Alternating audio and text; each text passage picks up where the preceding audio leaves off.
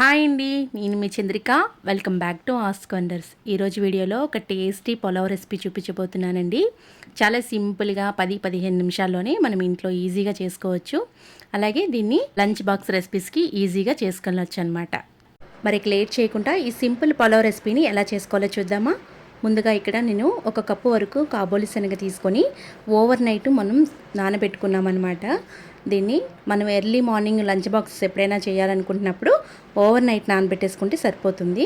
తర్వాత మనం బాస్మతి రైస్ని అయితే నానబెట్టుకోవాలన్నమాట. 1 గ్లాస్ వరకు తీసుకుంటున్నాను ఇక్కడ నేను. ఒక 1 టైం వాష్ చేసుకొని దీన్ని మళ్ళీ తిరిగి నీళ్లు పోసి ఒక అరగంట పాటు అయినా సరే ఈ రైస్ని అయితే మనం శుభ్రంగా నానబెట్టేసుకోవాలి. నేను పులావ్ రెసిపీ చేయడానికి కుక్కర్ అయితే యూజ్ చేస్తున్నాను. మీరు బాండీలోనైనా చేసుకోవచ్చు. ముందుగా కుక్కర్లోని ఒక 2-3 టేబుల్ స్పూన్ వరకు ఆయిల్ వేయండి. అలాగే 1 టేబుల్ స్పూన్ వరకు గీ వేసుకోండి. టేస్ట్ మాత్రం బాగుంటుందన్నమాట గీ వేస్తే. ఇప్పుడు నెయ్యి నూనె కూడా బాగా కొంచెం కరిగిన తర్వాత కొంచెం వెచ్చబడ్డ తర్వాత ఇందులో హోల్ గరం మసాలా అయితే వేస్తున్నాం అనమాట. జాపత్రి, చెక్క, లవంగ, అలాగే ఎలైచి, మరాఠీ మొగ్గ, షాజీరా, సోంపు వీటన్నిటిని కూడా వేసేస్తున్నాం అనమాట. మనకి షాజీరా వేయడం వల్ల పులావ్ అనేది మంచి టేస్ట్ ఉంటుంది. అలాగే 2 బిర్యానీ ఆకులు కూడా వేయండి. ఈ దినుసులన్నీ కూడా లో మీడియంలోనే వేయించుకోవాలి. మనకి మంచి అరోమా వచ్చేంత వరకు ఈ దినుసులన్నీ వేయించుకోవాలి. ఇప్పుడు దీంట్లోకి 2 టేబుల్ స్పూన్ల వరకు జీడిపప్పును వేస్తున్నాను. జీడిపప్పు మీకు ఇష్టం ఉంటే వేసుకోండి, లేకపోతే స్కిప్ చేసేయండి. ఇప్పుడు జీడిపప్పును కూడా మంచి కలర్ వచ్చేంత వరకు వేయించుకున్న తర్వాత ఒక పెద్ద సైజు ఉల్లిపాయని ఇలా పొడుగ్గా కట్ చేసుకొని వేసుకోండి. ఈ ఉల్లిపాయలన్నీ కూడా గోల్డెన్ షేడ్ వచ్చేంత వరకు వేయించుకోవాలి. ఉల్లిపాయలు వేగడానికి 1/2 టీ స్పూన్ వరకు ఉప్పు వేస్తున్నాను. ఉల్లిపాయలు బాగా వేగుతాయి అన్నమాట ఉప్పు వేస్తే.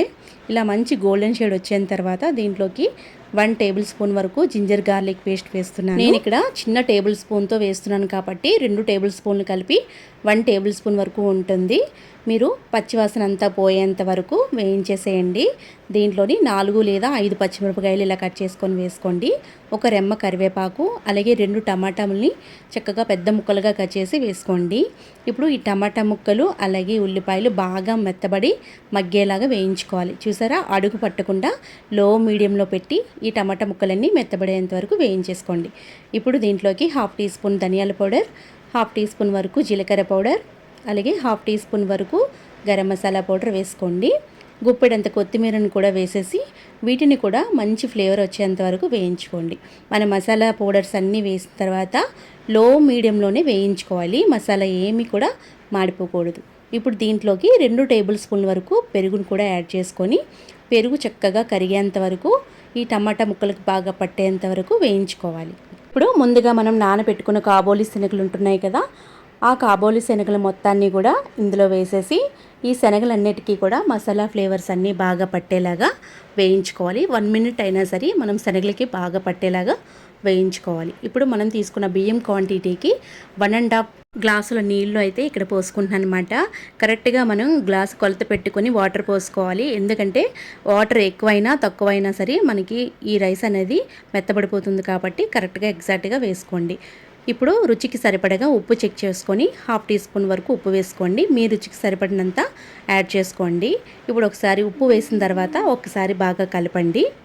కలిపిన తర్వాత ఒక్క పొంగు వచ్చిన తర్వాత ముందుగా మనం సోక్ చేసుకున్న నానబెట్టుకున్న రైస్ ఉంటుంది కదా, ఆ రైస్ మొత్తాన్ని కూడా ఈ టైంలో వేసేసేయండి.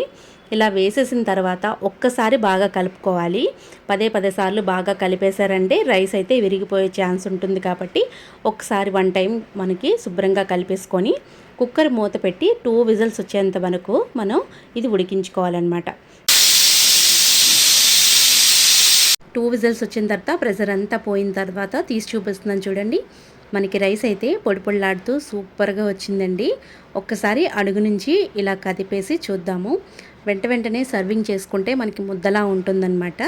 కొంచెం ఒక 5 నిమిషాలైనా సరే మనం ఈ రైస్ని ఆరబెట్టుకుంటే సూపర్గా వస్తుందన్నమాట. చూసారు కదా, చాలా ఈజీ అండి. పొద్దున్న మనం లంచ్ బాక్సెస్కి ఈజీగా హెల్తీగా కూడా మనం చేసుకోగలం అనమాట. చాలా ఫాస్ట్గా అయిపోయే రెసిపీ కదండి. మీరు కూడా ఇంట్లో ట్రై చేసి మీకు ఎలా కుదిరిందో నాతో కింద కామెంట్ సెక్షన్లో కామెంట్ చేయండి. వీడియో కనుక నచ్చితే లైక్ చేయండి, షేర్ చేయండి. మీ అమూల్యమైన ఫీడ్బ్యాక్ని కామెంట్ చేయండి. మరిన్ని వీడియోస్ కోసం మా ఛానల్ని సబ్స్క్రైబ్ చేయండి. Thank you for all.